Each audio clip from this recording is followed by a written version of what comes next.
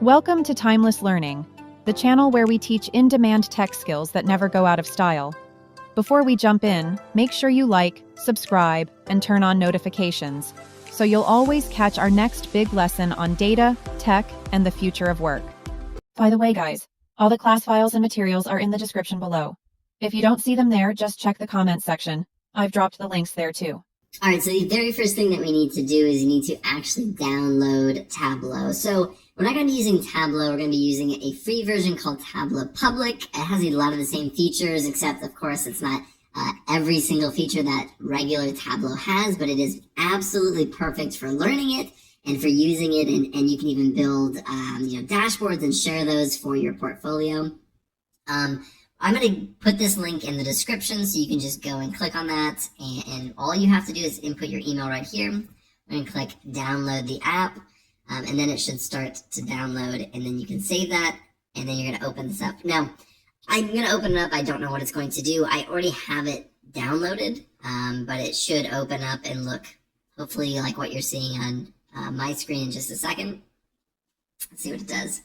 I hope you can see this, but it says Tableau Public. It says I already have it set up, but you're going to click install and go through all that setup stuff. So I'm going to exit out of here. I'm going to go over here and type in Tableau Public, and it's 2021.3. That's the current version that they have out. If you're doing this in the future, they may have, different versions. So you should be able to pull this up right here. Now, I'm going to go and get our data set that we're going to be using, and I'm going to show you how to get that as well, and then we'll actually jump into Tableau and start using it. So let's go over here. I'm going to get a data set from Kaggle. I wanted something pretty generic to show you. In future videos, I'm going to show you some special, or not special, but just different visualizations that you might use, and we'll get different data sets for those because, of course, not one data set covers all these other types of visualizations. So we're starting off pretty simple right here. We're going to be getting one called video game sales, and we can take a really quick look at it. Here are some of the fields that you're going to be having, like rank, name, platform, the year, genre, and then some sales data.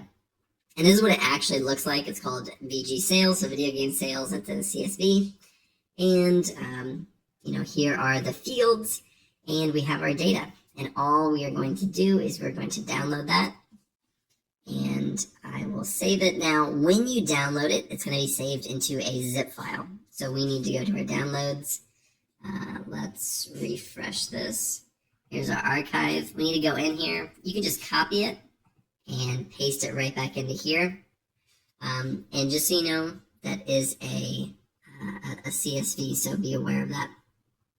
So what we want to do is we want to come in here. Now, since it is a CSV, we're not going to be using Microsoft Excel. We're going to be using the text file. So we'll come in here. We'll take VG sales. Now, one thing I want to do before I do that is I'm going to rename mine VG sales _1. I've already prepared for this, and so I already have that in there. So I want to make a distinct one for myself. You do not have to do that. So we'll come back here, and then we're going to do text file, and VG sales. We're going to open that up. And when it pulls up right here, you can bring in other tables, and then you can start to join them together and create those relationships. We're not going to be doing that in this video. We'll do that in a separate one. As for, just getting started, we're not going to be using that. But you can see some of these things, or some of these fields. And if you notice, they're either ABC or they're a number, so it starts to categorize what this field type is. So is it a string? Is it numeric? It starts to automatically do that, and that's all done within Tableau. And so it just kind of reads it, and that's what it does. What we are going to do is when I click right down here, it's called Go to Worksheet. The worksheets are where you're going to actually start being able to build your visualizations, your charts, your graphs, all these things. And so, we have this in here now. And so we're just going to click right here on Go to Worksheet. As you can see, here is VG sales _1. You will not have the _1 if you did not add that like I did. But right down here, you can see all the fields that we just imported from that data set. And they even created one right here for us. They just generated that field based on the file. So it's a count of all the rows, really. So what I'm going to do is I'm just going to walk you through basically what we're looking at, some of the things that we're going to be using today. There will be things that I don't talk about, but I'm going to highlight those in future videos when we start using those or going over them. And so let's just start with the most obvious one. It's way over here. I'm sure you saw it when this first came up on the screen, because it has all these different charts and visualizations and graphs. And these will become available as you start dragging and dropping our data into this sheet. And so if I go right here, it says 4 scatter plots, try 0 or more dimensions, 2 to 4 measures. So what our dimensions are right here, and what our measures are right down here. And so typically things like you say genre or names or strings like that are going to be these dimensions, and then a lot of times the numerical are going to be measures. Next, what I want to show you is right here. So you can take something like global sales and you can drag it right here into your rows, and then it takes your rows. And so it automatically created a sum of global sales. Now if we take that away, and let's say we drag it right here, it's going to give us a column. Now you can also do it right up here. You don't have to drag it on screen. You can also just add it to the column or the row. That's typically what I do. It's just more intuitive to me. Or you can drop it in this section right here, and it does its best to assign it some type of visualization. And so that's what it always is trying to do. It is trying to say, oh, okay, this is what you're trying to do. Let me try to get the best visualization for the data that you're giving me. Now, while we are here, it went down here into marks, and marks is a very important area. It's where you can add color, size, text, detail, and tooltip, and I'm not going to go into what all those are because I'm just going to show you. So let's start pulling some fields in here and creating a visualization, and then I'm going to show you how all of that works, including filters as well. So the first thing that we are going to look at is global sales, and let's put that in the rows. And then I'm going to take year, and I'm going to make that the column. And this is basically exactly what I wanted to do. Now, as of right now, it has only the year, and it's looking at global sales for everything. But we want to break that out a little bit better. I want to break it out by, let's do genre. So different genre of games. Now, if I add that right here to this columns, it is going to break it up by year and genre. If I add it right here, it is going to break it out by the year, of course, but then in each individual row has the different genre. That's not what we want. We want to keep this type of line graph, and all we're going to do is we're going to add it to marks. And you can't really see it based off of these colors, but they're all different. So we have action genre, we have the sports genre, racing, role-playing, all these different genres within it. Now we can get rid of that because we don't need it anymore. And this is where these marks really come in handy, because you can start basically doing what you want with them. So for the genre, I want to be able to see all these different genres with different colors. To me, that just makes the most sense. So I'm going to put color right here, and automatically it assigns every single genre its own color and gives us this legend right over here. And so it's really easy to see. Well, when you have smaller numbers, it's much easier, but I know that red is sports, and I can go right here and find red, and that is sports. So it makes it a lot easier than when it is all the same color, blue. So what you can do after that is you can also add things like a label to it. So if we take label and we take genre and put label, you can click right here and you can get rid of the labels that you have, and you can see them right down here. Or you can also change the font. So if you want to make it orange or whatever color, you can do all those same things. And you can also do things like changing where you see these things. So for action, you're going to see it a ton, because for each year, action is on the higher end, and so you're seeing those in those mins and maxes. You can also do it for a selected area. So if I come in here and I select it, it's then going to show me what those are. So label is really, really useful, really helpful. Let me get rid of that really quick.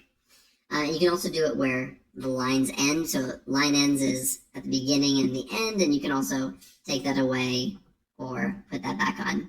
So labels are really important. Labels aren't very helpful when you're doing, at least I don't find that it's super helpful when you're doing things like genre. So when you're doing your dimensions. So I'm going to get rid of that, and I'm actually going to bring our global sales over here. And let's label that. And right now, I think it's labeling the line ends. We want to do the min and max. Now, if we do min and max on the table, it's just going to give us the max and the min, which is 0 and then 139.4. It's a little bit more useful if we do it per each line. This at least gives us some context. I probably wouldn't do this in an actual visualization, but to give you some understanding of just how it works. So now I know that right over here, the min and the max, or the max for these for action and for sports is right around 138, 139. So it's pretty easy to see. And you can, again, go in here and you can remove the max or remove the mins, whichever one you feel is best. You'll probably keep the maximums in there for each category. And so this is a really quickly becoming a pretty usable visualization. And it's not the only label that you can add. We still are using year over here, so we can always drop year in there as well. We'll create a label. And so now we have, let's see, for this one is a puzzle genre. So we also have the year that it had the maximum sales. And so, just some things that you can do. You don't have to add that. Now let's go up here and we're going to take a look at filters, because filters are really important. If you are making this for a client or you are making this for somebody, you want them to be able to filter down to very specific information that they want to see. So let's take the platform. Lots of different platforms. As you can see, PS4, Xbox, if you're familiar with these, we'll click all of these and we'll click OK. So now this is an option as a filter. And all we're going to do is we're going to click on this arrow right here, and we're going to say show filter. Now, right now, all of them are selected. So every single one is being taken into account for this visualization. But let's say we come down here and we say, okay, I don't want to see sales for any of these PS, the original PlayStation 2, 3, or 4. So I'm going to get rid of this one, this one, this one, and this one. And you could immediately see the changes that were happening. So now none of the numbers, none of those sales are being accounted for and being added to the sum of global sales right here at all. So that is just how a filter can work. And you can also do that. And you can get rid of all of them, and you can go in and actually just pick very specific sales. So if you only want to see the PlayStation sales, you can go in there and do that as well. So really, really handy. Filters are things that you'll at least want to have as an option for most of your visualizations. At least that's what I found, especially when you're doing client-facing work. They like to get in there and mess around and look at it in different ways. And so that's one that I think is really useful to have. The very last thing that we want to do is we want to actually add this to a dashboard. Now, let's say we come right down here and we add a new worksheet, and actually we might change one more thing on that last one, but we'll just make a really simple one. We'll just give it genre, and we'll give it global sales as the rows. And this nifty button right up here, which is a sorting button. So I'm going to sort like that. I'm going to add the genre in just as we did. I'll give it different colors. Perfect. Now we have two really quick different visualizations, right? What I want to do is just show you how to combine those, because what you are going to do is you're going to actually come in here and you're going to do new dashboard. That's what this button is right here. Now, when we come in here, the size is extremely small. It's very easy to fix that. All we're going to do is click right here. We're going to go to this range or this drop down, and we're going to click automatic. So now it is a much larger size for us to actually drop our visualizations into. And let's put sheet 1 and we'll put, let's put it up top. So now it looks a little bit like this. Not perfect, but again, if I wanted to make this look a lot better, I definitely would. And then you can go over here and you can rename these things. You can also do that back when we were in our actual worksheets, but you can also do it here as well, and then start, customizing and building it out. That's not what this video is for. That is the last video. We're going to build an entire dashboard. It'll be kind of like a small project. You can put that in your portfolio. If you have gotten this far and you want to jump straight into it and you don't want to wait for these other videos to come out, or you just want to jump straight into creating an entire portfolio project, I have an entire portfolio project series that covers SQL, Python, and Tableau.